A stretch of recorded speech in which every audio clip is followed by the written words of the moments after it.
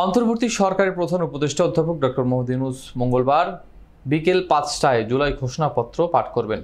প্রধান উপদেষ্টার press wing এক বার্তায় বিষয়টি নিশ্চিত করেছেন।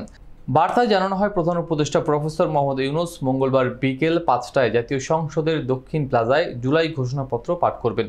বাংলাদেশ টেলিভিশন অনুষ্ঠানটি সরাসরি সম্প্রচার করবে। বিকেল ৫টায় সব রাজনৈতিক দলের প্রতিনিধি, জুলাই শহীদ পরিবারের প্রতিনিধি ও আহত যোদ্ধাদের উপস্থিতিতে জাতীয় সংসদের দক্ষিণ প্লাজায় ঐতিহাসিক জুলাই ঘোষণাপত্র পাঠ করবেন প্রধান উপদেষ্টা প্রফেসর মোহাম্মদ ইউনূস। পাশাপাশি জুলাই গণ অভ্যুত্থান দিবস উপলক্ষে মানিক মিয়া অ্যাভিনিউয়ে দিনব্যাপী সাংস্কৃতিক অনুষ্ঠানের আয়োজন করা হয়েছে। আয়োজনে থাকবে সাংস্কৃতিক পরিবেশনা, ড্রোন শো এবং ঘোষণাপত্র পাঠের ব্যবস্থা। বেলা ১১টা থেকে শুরু হবে বিভিন্ন শিল্পী গোষ্ঠীর সঙ্গীত পরিবেশনা। বিকেল ৫টায় জাতীয় সংসদের দক্ষিণ প্লাজায় প্রধান উপদেষ্টা অধ্যাপক ডক্টর মোহাম্মদ ইউনূস জুলাই ঘোষণাপত্র পাঠ করবেন, যা বাংলাদেশ টেলিভিশন সরাসরি সম্প্রচার করবে।